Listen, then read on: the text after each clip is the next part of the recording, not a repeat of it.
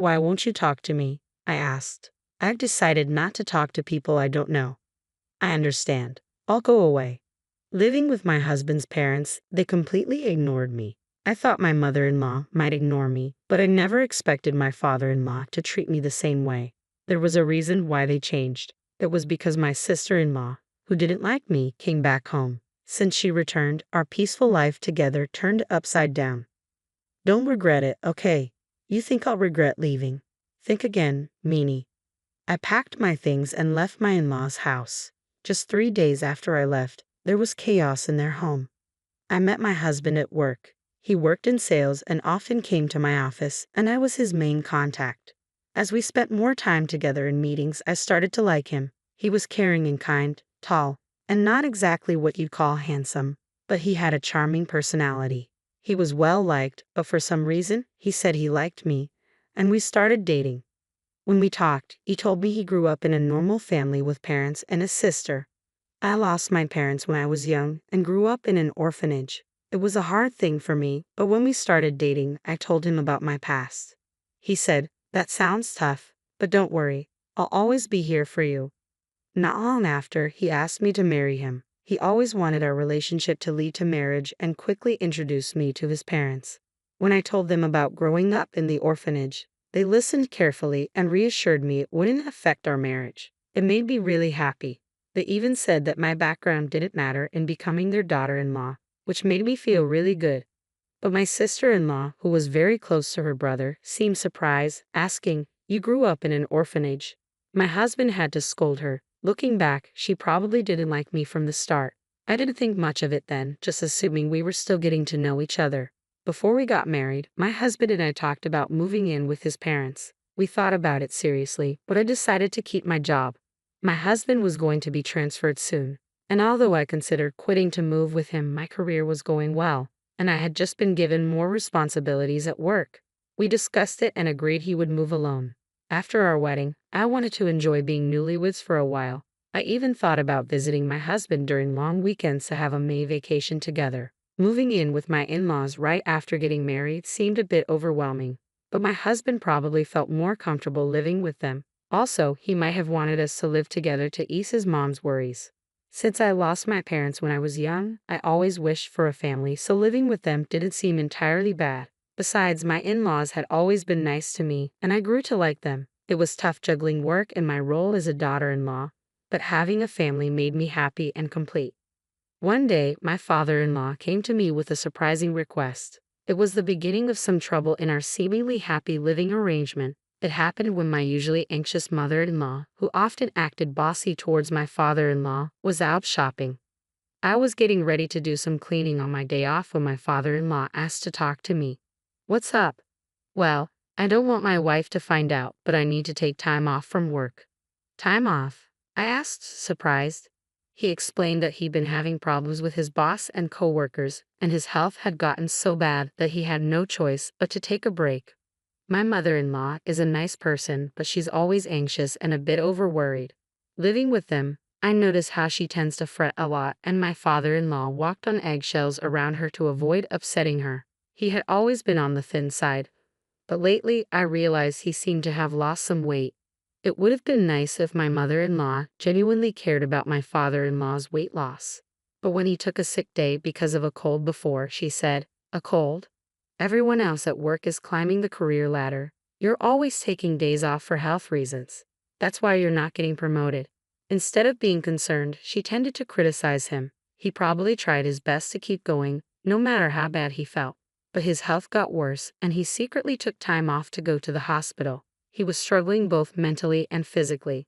With him leaving work early, often being late, and calling in sick, there was talk about him needing to take a break from work. But he didn't want to upset my mother-in-law at any cost. If he suggested taking time off, she'd likely get really angry. Also, my father-in-law didn't earn much, and he relied on extra pay from working overtime. Taking time off would mean a significant drop in income. If he told my husband, he might tell my mother-in-law, so he came to me, asking if I could help with the bills. If I mentioned taking a break, she might even leave me, he said. Hearing that hurt, I was grateful to my in-laws who had accepted me warmly, regardless of my past in an orphanage. Wanting to support him, I decided to help him out during this tough time. Okay, I'll send you money every month. Use it for expenses. I'm really sorry. I'll try to get better soon and go back to work. Thank you so much. After that, my father-in-law continued to pretend to go to work while I sent money to his bank account for living expenses. My mother-in-law wasn't very thorough with checking her bank statements, so she didn't notice my transfers.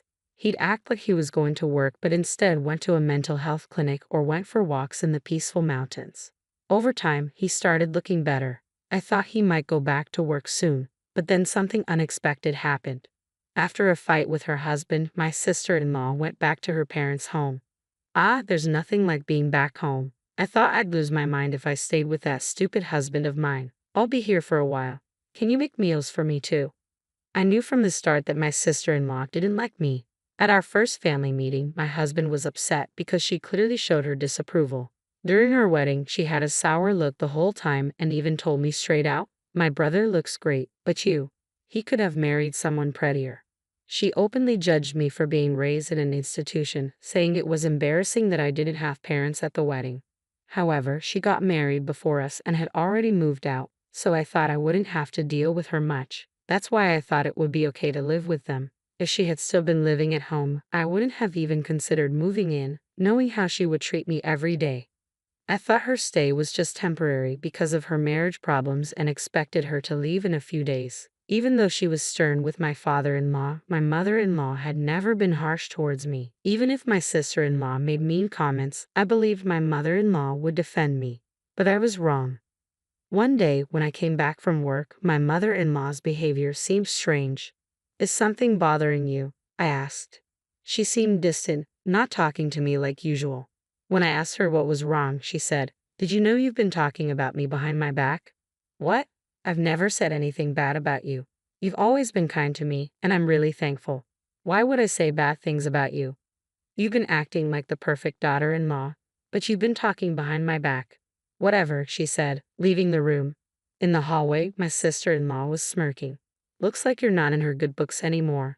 Did your true colors come out? Being from an orphanage, your background really does matter, huh? It's best not to gossip about people, you know." "I haven't said anything bad about her." "Oh, the neighbors seem to have heard everything. When I came back home after so long, they told me you've been talking badly about her all the time." "What? Who are these neighbors?" "Well, it's been a while since I got married and moved out, so I kind of forgot their names." "I never said any of that. Stop making things up." "Oh, how disrespectful. Mom, she's calling me a liar and being mean to me," my sister-in-law said as she walked into my mother-in-law's room. After that, my sister-in-law's mean behavior got worse. She claimed I told her to sleep in the hallway and take the last turn for a bath because she's just a guest. She complained to my mother-in-law about every little thing. Every time, I had to explain I hadn't said or done any of it. But my mother-in-law seemed to believe my sister-in-law and be influenced by her. My sister-in-law stayed longer, making me wonder if she planned to stay forever. With all these worries, I went home feeling sad. I'm back. Before, my mother-in-law would warmly say, "Welcome back," but now it was quiet. "I'll start making dinner," I said, stepping into the living room. I was surprised. Usually, my sister-in-law would rush me to make dinner, but now my mother-in-law, father-in-law, and sister-in-law were eating sushi together. Surprised, my sister-in-law said, "Oh, looks like someone who isn't really family is here. You were planning on having sushi, were you?"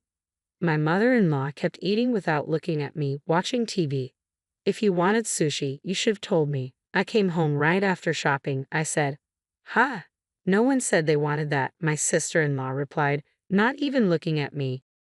"Hey, Mom, Dad, I went out with my friends during the day and got some delicious pudding. Let's eat together," my sister-in-law said, ignoring me. They all started eating the pudding. I was tired from work and didn't have the energy to argue, so I went to my room without eating. The next day, my sister-in-law said she was going out with friends and asked me to drive her to the station. I said no because it was a weekday and I had work. Even if we were going in the same direction, it was a different route, and she wanted to leave around noon. I couldn't do it. "Just take the day off. It's fine. Your cute little sis-in-law just wants a ride. She hasn't had a chance to relax since she got married, right? Can't you be a bit nicer to her now?" she said. With all due respect, didn't you go out with friends last night after getting a late call? It seems like you've been going out almost every day since you came home. I have work. Please take the bus or train. My mother-in-law and sister-in-law were talking quietly, but I was done and left for work. However, that night, the event that made me decide to leave this house happened. I got delayed at work and came home after buying groceries, expecting to face some criticism. It was raining heavily when I left the office, and I got soaked just getting in and out of the car. I wondered what nasty surprise was waiting for me tonight. But when I got home, they were all eating takeout again, just like the day before. No hello, acting like they didn't see me. But I was used to it. I looked out into the courtyard from the hallway and saw something in the middle of the garden. Looking closer, I saw it was my stuff. My designer bag that I bought with my first paycheck, shoes that were a birthday gift from my husband, and even my work computer, all wet. I was shocked, and my sister-in-law said with a smirk, "Having the strangers' things in the house grossed me out, so I threw them out." Flaunting a designer bag like that, how arrogant of you. Neither of my in-laws said anything about her terrible behavior. Why didn't you stop her? Have I done something to you? Do you really believe her lies about me badmouthing you and bullying her? Aren't you upset with her for what she did? I asked. My mother-in-law avoided my eyes and stayed silent. Why won't you say anything? I asked again.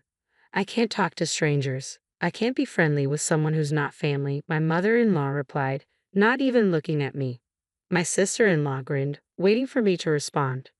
Wait, where's my father-in-law? I've been the one supporting him during his time off. I've been the one handling finances in this house. I did it out of gratitude, but shouldn't he stand up for me now?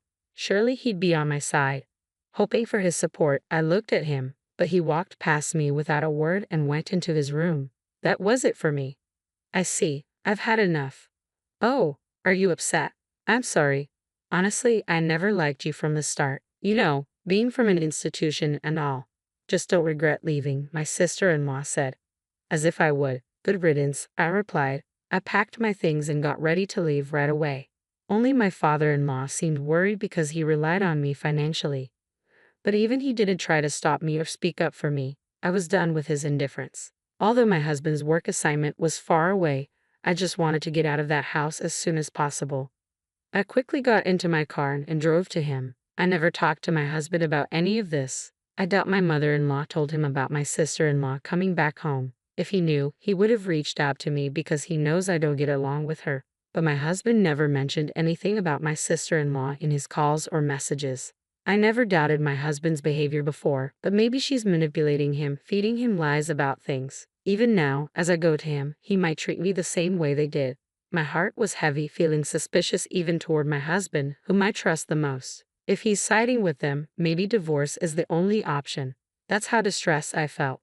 When I arrived at his out-of-state apartment, he hadn't returned yet, probably busy since it was the end of the month. As I waited, my husband came in energetically, maybe noticing the lights. What? You're here? You should have told me you were coming. I would have come back sooner. What a pleasant surprise. No, just seeing your face, he said with a big smile. Seeing him happy to see me after all that happened at my in-laws' house, mixed with relief and humiliation, and I couldn't hold back my tears. What's wrong? Did I do something? Seriously, what's going on? He asked, concerned.